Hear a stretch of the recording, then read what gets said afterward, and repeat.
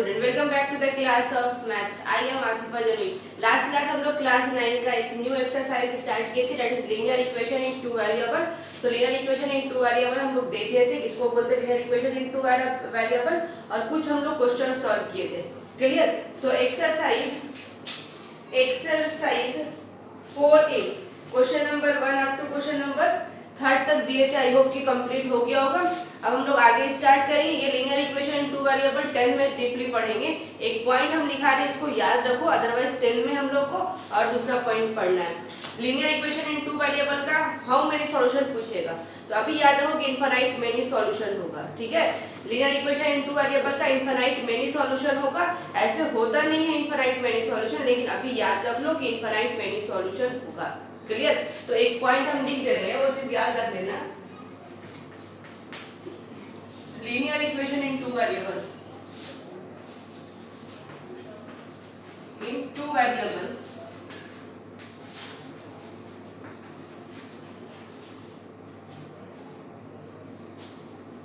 have infinite many solution।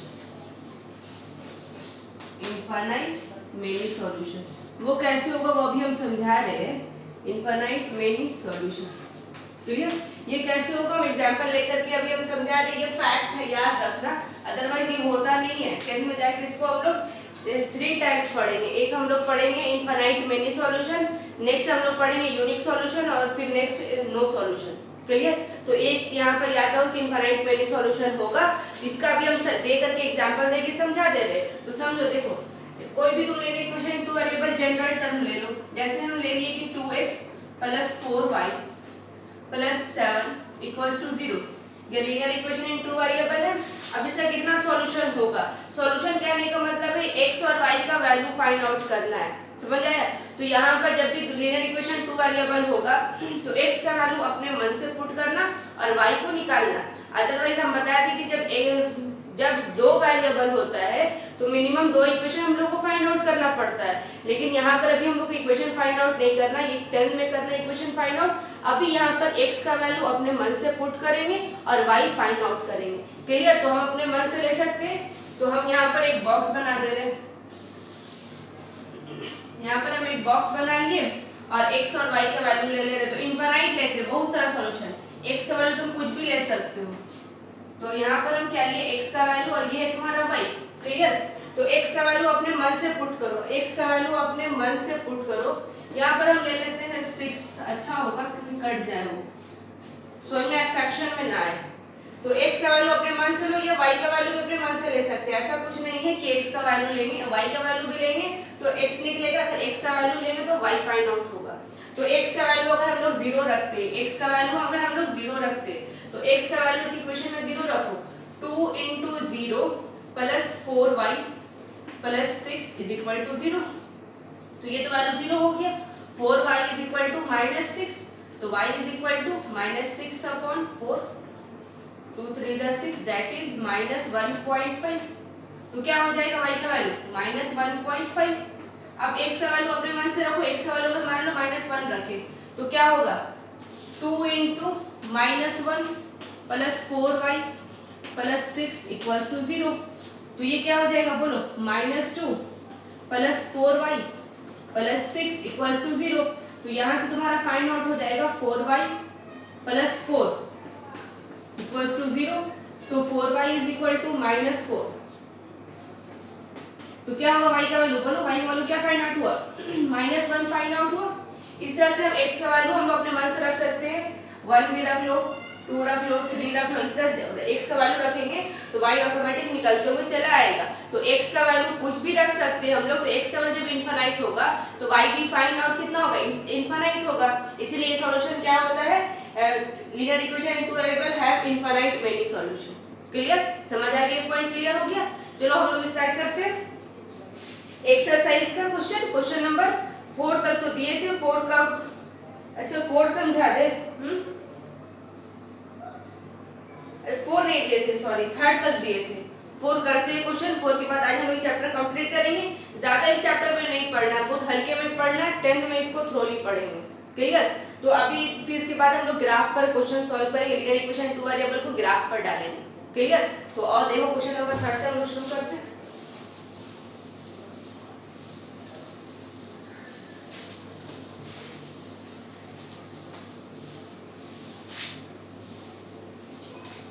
Exercise 4A question number 4 से हम लोग अटेम्प्ट करते हैं। क्वेश्चन नंबर 4 देखो क्या बोल रहा है, find five different solution of each of the following equation. समझ में आया? 5 सॉल्यूशन फाइंड आउट करना है, तो हम बताएं कि इनफाइनाइट सॉल्यूशन होता है, तो 5 सॉल्यूशन फाइंड आउट करना है। तो इक्वेशन तुम्हारा ऑलरेडी दिया हुआ, तो इक्वेशन देखो क्या दिया हुआ है। पहला देख लेते हैं 4 का first, that is a 5x minus 4y, 5x minus 4y equals to 20। 5 हम लोग को सॉल्यूशन फाइंड आउट करना है, तो 5 बॉक्स बनाना पड़ेगा, तो और 5 बॉक्स हम लोग बनाते हैं।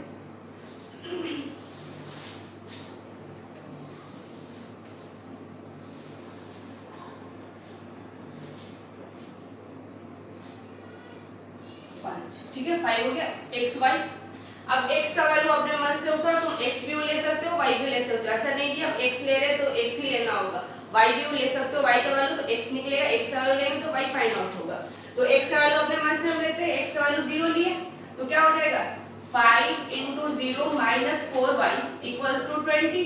तो ये नंबर पूरा क्या होगा 0, तो minus 4y is equal to 20, that is y is equal to -5 होगा ना, कि माइनस का इधर जाएगा, तो y का वैल्यू क्या निकला -5। अब x का वैल्यू क्या ले लो, x का वैल्यू 1 ले ले, x का वैल्यू अगर हम लोग 1 लेंगे तो y का वैल्यू क्या निकलेगा 5 into 1 minus 4y equals to 20। तो 5 minus 4y is equal to 20, that is minus 4y is equal to 20 minus 5, तो minus 4y is equal to 15, तो y is equal to क्या हो जाएगा -15/4, तो -15/4। इसको अगर पॉइंट में डेसिमल में मिलना है डेसिमल में भेज दो। नेक्स्ट अगर हम लोग लेते हैं x का वैल्यू -1 ले लो, x का वैल्यू -1, तो x का वैल्यू अगर हम लोग -1 रखेंगे तो 5 into -1 -4y equals to 20, तो -5 minus 4y 20, तो -4y is equal to 20 plus 5, तो -4y is equal to 25, तो y is equal to -25/4। Decimal में भेजना डेसिमल भेज दो, अदरवाइज को इसमें फ्रैक्शन में ही छोड़ोगे तो कोई दिक्कत नहीं है, तो -25/4। क्लियर? समझ आया? नेक्स्ट वैल्यू अगर उठा रहे हैं हम लोग x का वैल्यू क्या ले ले, x का वैल्यू 2 ले लेते हैं। x का वैल्यू अगर हम लोग 2 लेते हैं, 2 लिए तो क्या हो जाएगा 5 into 2 minus 4y equals to 20, तो 10 minus 4y equals to 20, minus 4y equals to 20 minus 10, minus 4y is equal to 10, तो y is equal to क्या हो जाएगा -10/4, that is 2.5 या 5 -2.5 या 5/2, तो -2.5। क्लियर? अब x का वैल्यू माइनस ले लेते हैं हम लोग, क्या ले ले माइनस ले लेना,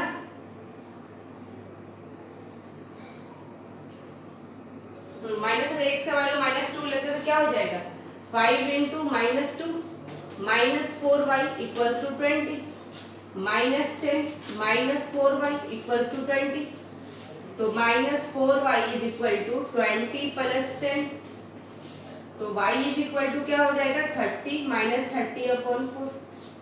समझ में आया? तो क्या हो जाएगा, काट लो इसको, सिंपलेस्ट फॉर्म में कर दो, तो -15/2 या 7.5 भी बोल सकते हैं, -7.5। समझ आया? तो इस तरह से 5 बोले 5 इक्वेशन निकालने बोलेगा तो 5 निकालेंगे, 6 निकालने बोलेगा 6 निकालेंगे। अगर मान लो कि ज्यादा तो 5 तक ही इनफ पूछता है तो 5 निकाले, लेकिन होता क्या इनफाइनाइट मेनी सॉल्यूशन। क्लियर? तो ये क्वेश्चन नंबर 4 का फर्स्ट हम बताए, 4 का 2 क्वेश्चन यानी बी और सी है, इसको खुद से अटेम्प्ट करो। समझ में आया? x का वैल्यू उठाओ और y का वैल्यू फाइंड आउट करो। इस तरह से बॉक्स बनाना है 5 बॉक्स, और x का वैल्यू ले सकते हो या y का वैल्यू ले सकते हो। एक वैल्यू पुट करो अपने मन से और उसे करस्पॉन्डिंग दूसरा वैल्यू फाइंड आउट हो जाएगा। क्लियर? ये क्वेश्चन नंबर तुम्हारा क्या था? 4 था। क्वेश्चन नंबर 5 में क्या बोल रहा है? If x is equal to 3, y is equal to 4 is a solution of the equation 5x minus 3y is equal to k. Find the value of k.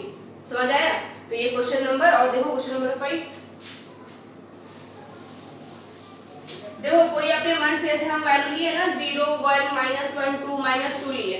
कोई स्टूडेंट अपने मन से जरूरी नहीं कि जो हम वैल्यू लिए वही वैल्यू उठाना है। अपने मन से तुम 5 भी ले सकते हो, 6 भी ले सकते हो। x का वैल्यू क्योंकि इनफाइनाइट नंबर होता है तो अपने मन से कुछ भी नंबर उठा सकते हैं। लेकिन ये होता है ना कि आसानी के लिए अभी हम बड़ा नंबर लेंगे तो कोई दिक्कत नहीं करेगा अभी, लेकिन जब जैसे ही हम लोग ग्राफ पेपर में डालते हैं ना इस इक्वेशन को, तो बड़ा नंबर जैसे ही लेते हैं थोड़ा सा हम लोग ग्राफ पेपर का वैल्यू ग्राफ में उतना बड़ा नहीं होता है कि उसका हम लोग डिफरेंस 100 का लेना पड़ जाता है। समझ में? उतना इतना लेते हैं कि उसके बीच रहे, ज्यादा ऊपर नहीं जाए, यानी 15 के अंदर आसपास रहे। समझ में? इसलिए हम लोग वैल्यू क्या लेते हैं? बहुत नजदीक ले लेते हैं। अगर मान लो कि +1 लिए तो -1 लेते, +2 लिए तो -2 ले लेते। ये नहीं कि 1 2 3 4 लेते तो बहुत ऊपर तक चला जाता है, इसलिए हम उसके आसपास ही रहने का कोशिश किया करो।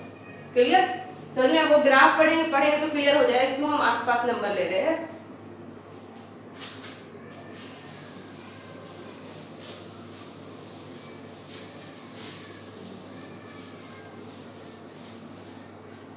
Question number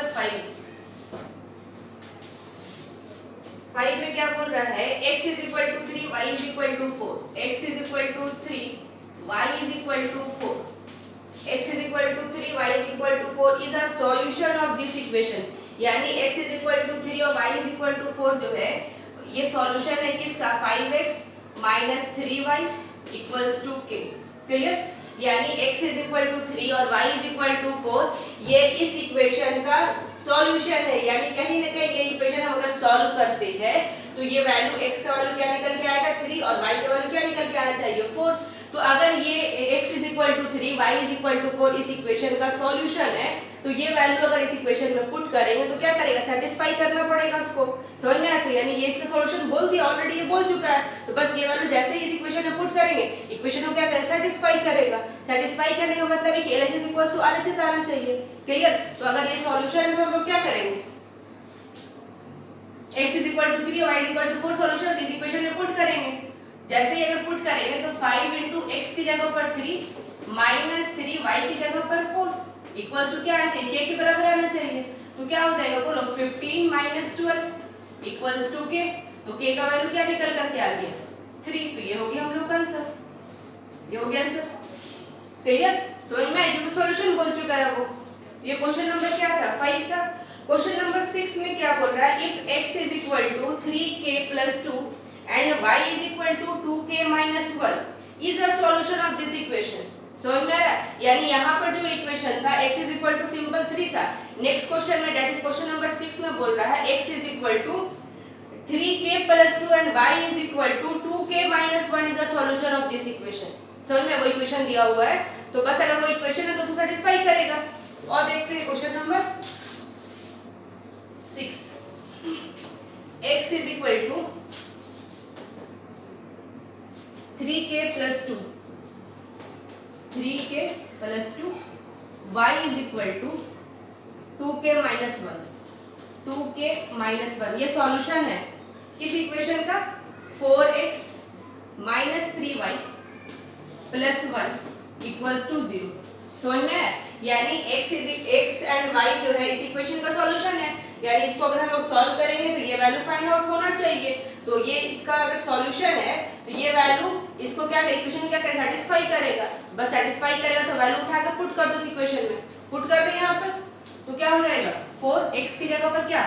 3k plus 2 minus 3y की जगह पर 2k minus 1 plus 1 equals to 0। देखो हम ब्रैकेट में डाल रहे हैं। अक्सर स्टूडेंट मिस्टेक हो जाएंगे, ब्रैकेट नहीं डालेंगे तो वो सिर्फ इससे मल्टीप्लाई करेंगे, इसको छोड़ देते हैं। इसलिए जब भी 2 नंबर होता है उसको ब्रैकेट में डाल दिया करो, आसानी से सॉल्व हो जाएगा। मिस्टेक होने का चांसेस कम हो जाता है। तो अब क्या हो जाएगा यहाँ पर? देखो 12k ये नंबर इससे भी मल्टीप्लाई होगा, ये नंबर इससे भी मल्टीप्लाई होगा ना। सेम ये नंबर इससे मल्टीप्लाई होगा, ये नंबर इससे मल्टीप्लाई होगा। तो 12k प्लस 8, अब ये माइनस को ब्रैकेट के अंदर ले जा रहे हैं तो ब्रैकेट का साइन क्या होगा, रिवर्स करेगा, यानी 2k के आगे क्या है, प्लस है तो माइनस हो जाएगा, 1 के आगे क्या है, माइनस है तो प्लस हो जाएगा। तो क्या हो जाएगा, माइनस 6k और प्लस 3 प्लस 1 इक्वल्स टू 0। तो क्या होगा बोलो, 12k minus 6k, 12k minus 6k plus 8 plus 3 plus 1 equals to 0।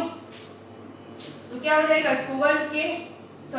12k minus 6k क्या हो जाएगा, 6k plus 12, 8 plus 3 11 plus 1 12 equals to 0। तो 6k is equal to minus 12, 6 2 जा 12, तो k is equal to minus 2। ये हो जाएगा हम लोग का आंसर, समझ आया, ये हो गया हम लोग का आंसर। ये क्वेश्चन नंबर कौन सा था, क्वेश्चन नंबर 6 था। अब लास्ट क्वेश्चन देखो, क्वेश्चन नंबर 7।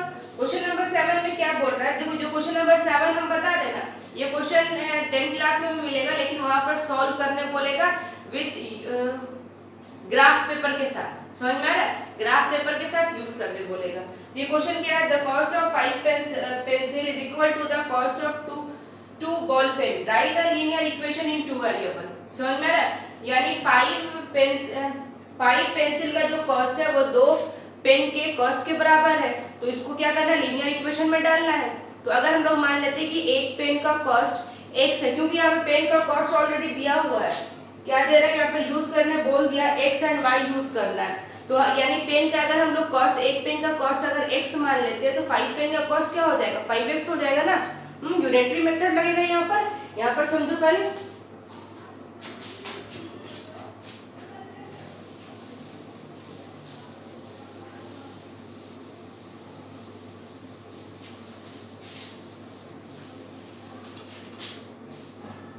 हाँ पहले समझो, यहाँ पर एक पेन का अगर मान लो कि कॉस्ट है 10 रुपीज, क्या है एक पेन का कॉस्ट 10 रुपीज, तो 5 पेन का कॉस्ट क्या हो जाएगा, 5 पेन का कॉस्ट क्या हो जाएगा, तो क्या लग रहा है, यूनिटरी मेथड लग रहा है ना। तो एक से जैसे ही हम लोग बढ़ते तो क्या करते हैं, मल्टीप्लाई करते हैं। तो एक पेन का कॉस्ट 10 रुपीज है, तो 5 पेन का क्या कॉस्ट क्या हो जाएगा, 5 into 10 दैट इज 50 रुपीज। समझ में आ रहा है। तो यहाँ पर हम लोग मान लेते हैं कि एक पेन का कॉस्ट x रुपीज है, क्या है x रुपीज है, तो कितना पेन ले रहे हैं हम लोग, कितना पेन यूज ले रहे हैं, पेंसिल ले रहे हैं 5 पेंसिल। एक पेंसिल का दाम मान लो 10 रुपीज है, तो 5 पेंसिल का दाम कितना हो जाएगा, 5 into 10 हो जाएगा। सेम एक पेंसिल का दाम अगर x रुपीज है तो 5 पेंसिल का दाम कितना हो जाएगा, 5 पेंसिल का दाम कितना हो जाएगा, 5x हो जाएगा। क्लियर। सेम एक पेन का दाम अगर क्या मान लो, एक पेन का दाम y रुपीज मान लो, तो 2 पेन का दाम कितना हो जाएगा, बोलो 2y हो जाएगा, यही ना हो जाएगा। 5 पेंसिल का दाम 5x और 2 पेन का दाम 2y। और क्वेश्चन में क्या बोल रहा है, 5 pencil is equal cost of 5 pencil is equal to cost of 2 pen. समझ में आ रहा है। तो यहाँ पे हम डायरेक्टली लिख दे या फिर लिख लो ऑफ क्वेश्चन नंबर 7 लिख लो थोड़ा सा statement. Cost of 1 pencil bx b rupees x। तो कितना पेंसिल ले रहे हैं हम लोग, 5 पेंसिल ले रहे हैं ना, तो कितना हो जाएगा बोलो, 5x हो जाएगा ना। 5 पेंसिल का दाम क्या होगा, 5x। अब मान लो cost of 1 pen, cost of 1 pen b क्या मान ले, y मान लेते हैं, y रुपीज।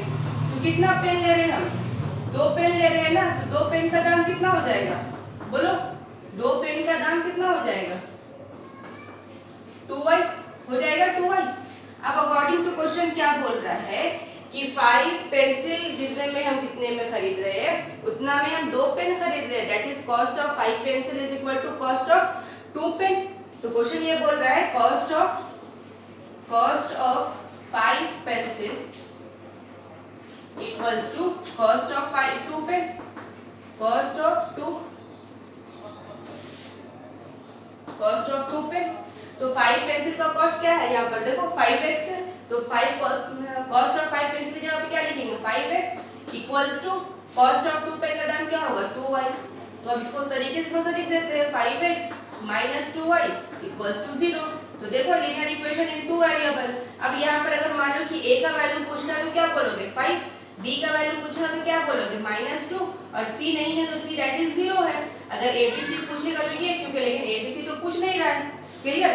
तो यहाँ पर अभी क्या करो कि exercise 4a question number up to 7 that is complete करो विथ एग्जाम्पल क्या करो। लास्ट क्लास तो हम 3 या 4 तक एग्जाम्पल दिए थे, तो 2-3 एग्जाम्पल दैट इज 4, 5, 6 एग्जाम्पल और क्वेश्चन नंबर 4, 5, 6, 7 कंप्लीट करो। नहीं बनता तो कमेंट बॉक्स में कमेंट करो, हम उस क्वेश्चन को नेक्स्ट क्लास में डिस्कस करेंगे। क्लियर। चलो थैंक यू।